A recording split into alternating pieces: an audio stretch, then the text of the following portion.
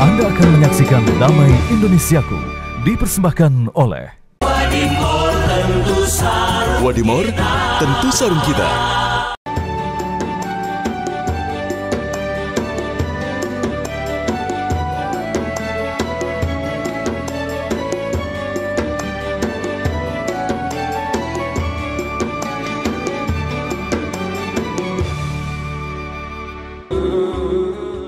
Assalamualaikum warahmatullahi wabarakatuh.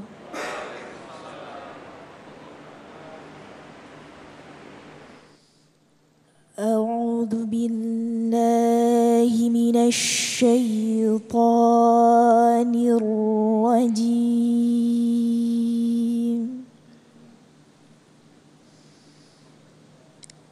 Bismillahirrahmanirrahim.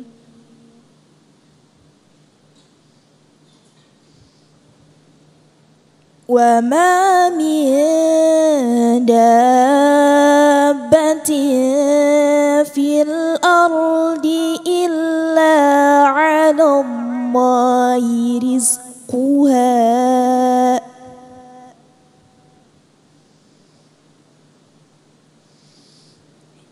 Illa 'ala Allahi rizquha wa ya'lamu mustaqarraha wa mustawda'aha. Kullu fi kitabim mubin.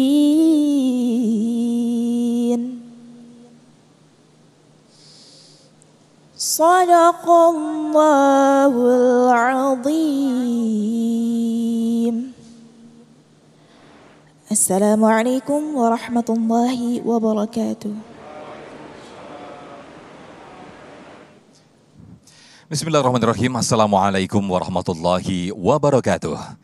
Alhamdulillahirabbil alamin. Allahumma shalli ala Sayyidina Muhammad wa ala ali Sayyidina Muhammad. Senang sekali pemirsa, saya Muhammad Sofyan bisa kembali menjumpai Anda dalam Majelis Ilmu Damai Indonesiaku. Nah pemirsa, kita bersiaran langsung kali ini dari Masjid Jami Babul Jannah, Jalan Puri Insani 1 GDC, Jatimulya, Cilodong, Depok, Jawa Barat. Nah, tema yang kita angkat pada kesempatan siang hari ini berkaitan dengan persis apa yang kita saksikan di VT awal tadi dan juga apa yang kita dengarkan yang disampaikan oleh Qori'ah kita tadi berkaitan dengan rizki. Ya, jangan khawatir, rizki tidak akan tertukar. Nah, tema yang menarik ini pemirsa akan disampaikan oleh guru-guru kita yang sudah hadir bersama-sama kita, yaitu Ustadz Fikri Haikal dan juga Ustadz Arifin Nugroho. Nah, perlu kita pahami terlebih dahulu pemirsa, sebelum kita masuk lebih dalam bagaimana rizki tidak akan tertukar, kita memahami terlebih dahulu bagaimana hakikat dari rizki itu sendiri. Insya Allah nanti akan disampaikan oleh Ustadz Fikri Haikal. Pemirsa, inilah Damai Indonesiaku yang dipersembahkan oleh Sarung Wadimor, tentu sarung kita. Selamat menyaksikan. Assalamualaikum warahmatullahi wabarakatuh. Alhamdulillahi rabbil alamin. Salatu wassalamu ala asrafil anbiya wal mursalin Sayyidina wa maulana Muhammadin wa ala alihi wa sahbihi ajma'in, amma ba'du. Yang mulia para ulama, para kiai, para habaib, para asatiz dan asatizah yang saya hormati, DKM Masjid Babul Jannah, Depok, Jawa Barat, ibu bapak, saudara-saudara kaum muslimin yang saya cintai. Sebagaimana yang telah kita saksikan melalui VT-VT, memang sebagian kita mungkin saja ada yang bertanya-tanya, kenapa ada orang dengan mudah mendapat dan memperoleh rejeki yang berlimpah. Di sisi lain, kita lihat ada orang mendapatkan rejekinya dengan cara bersusah payah.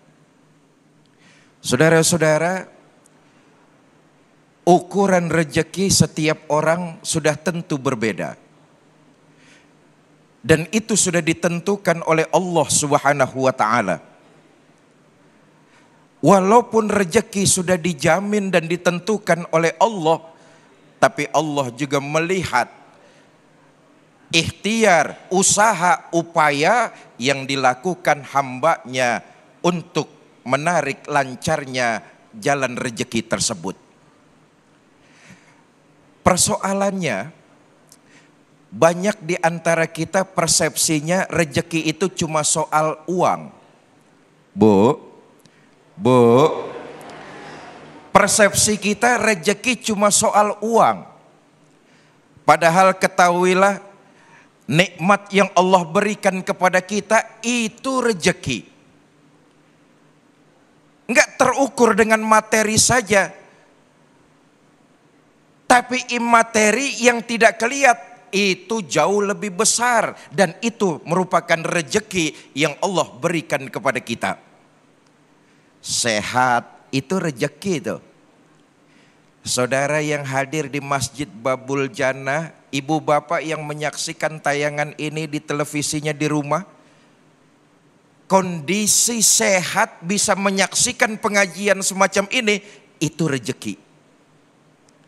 Tengoklah berapa banyak saudara-saudara kita yang sehat badannya, diberikan kesehatan, diberikan rezeki berupa sehat oleh Allah, tapi tidak digunakan sebagaimana semestinya yang diinginkan oleh pemberi rezeki tersebut. Ilmu itu rezeki itu. Bagaimana cara mengolah rezeki ilmu?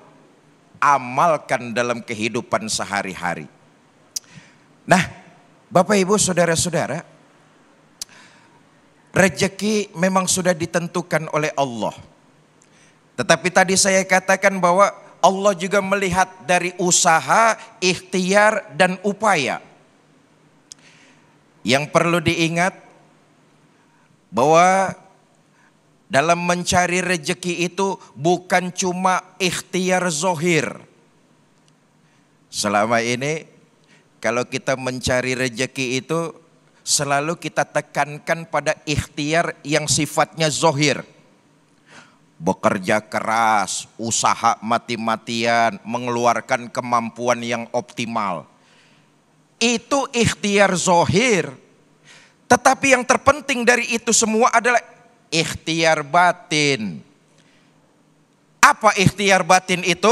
Mengerjakan berbagai macam amalan ibadah, lalu berdoa memohon kepada Allah Subhanahu wa taala. Nih yang sering dilupakan nih. Banyak di antara kita yang cuma optimal dalam ikhtiar zohir, tapi lupa untuk berdoa kepada Allah, ikhtiar batin. Malah sebagian orang ada yang mengatakan begini, alah udah dah nggak usah perlu pakai doa, yang penting kerja keras, berusaha, berupaya.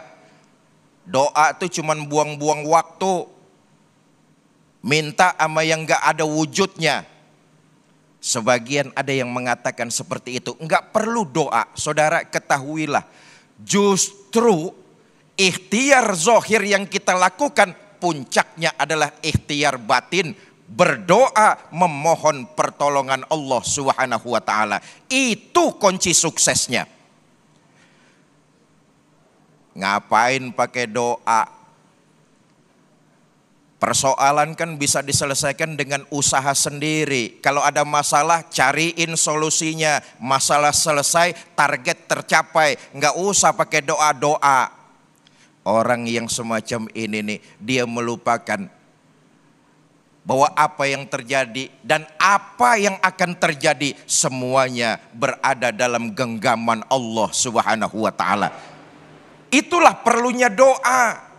Inilah yang utama. Doa itu saudara, dari ikhtiar yang sudah kita lakukan mengharapkan rezeki, doa itu adalah mengakui kelemahan, lalu juga dibalik itu puncak dari keimanan, memohon pertolongan Allah Subhanahu wa taala.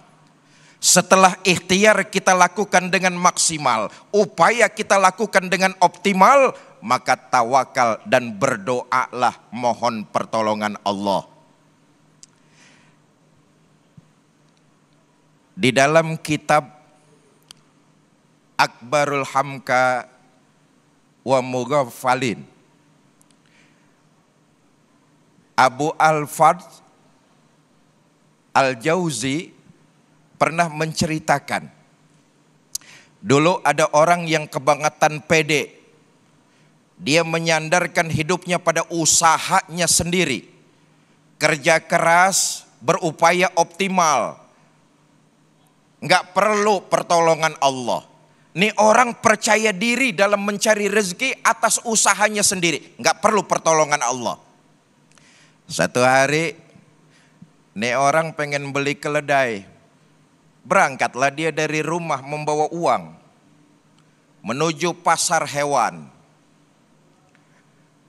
Di tengah jalan ketemu sama temennya. Ditanya, mau kemana bro? Kata nih orang, saya mau beli keledai di pasar hewan. Temennya bilang, sebaiknya kamu menggunakan kata-kata insya Allah saya mau beli keledai. Ini unsur doa nih. Apa jawab tuh orang? Enggak perlu kalimat insya Allah. Persyaratan udah ada, kelengkapan sudah sempurna. Kerja keras, ikhtiar, optimal, upaya sudah saya lakukan. Duit saya bawa, keledai ada di pasar, transaksi selesai. Ini kerjaan pasti, nggak perlu pakai insya Allah. Berangkat nih orang ke pasar. Saudara, apa yang terjadi? Di pasar hari itu manusia bejubel. Rame dengan pengunjung. Ndilalah. Ndilalah tuh apa ndilalah tuh? Tiba-tiba uang nih orang hilang. Periksa di kantongnya udah nggak ada uang. Hilang uangnya itu. Walhasil transaksi membeli seekor keledai nggak jadi. Pulang nih orang dengan murung. Duitnya hilang di pasar. Pulang nggak bawa keledai. Ketemu lagi sama temennya yang tadi di jalanan. Kata temennya, bro, ente kok runyem begitu mukanya? Kenapa emang? Tadi waktu di pasar saya pengen beli keledai. Tiba-tiba di pasar saya lihat orang bejubel. Nggak taunya insya Allah duit saya hilang. Saudara, apa yang terjadi? Inilah pentingnya doa. Maka di atas puncak dari ikhtiar dan usaha dalam mencari rezeki, jangan melupakan bahwa faktor utamanya adalah memohon pertolongan Allah melalui doa. InsyaAllah. Baik, terima kasih Ustadz Fikri Haikal yang telah memberikan muqaddimah betapa pentingnya itulah tadi yang dikatakan. Tidak hanya ikhtiar zohir, namun juga ikhtiar batin juga harus diikuti adanya doa di sana. Nah, ketika kita sudah menghayati bagaimana hakikat rizki itu sendiri, tidak hanya rizki berupa materi uang, namun juga kebahagiaan kita, nikmat sehat kita, itulah yang perlu kita yakini. Nah, insya Allah dengan begitu kita meyakini bahwa insya Allah rizki kita tidak akan tertukar. Nah, nanti lebih dalam lagi berkaitan dengan tema ini, insya Allah akan disampaikan oleh guru kita, Ustadz Arifin Nugroho. Tetaplah bersama kami di Damai Indonesiaku, yang dipersembahkan oleh Sarung Wadimor, tentu sarung kita.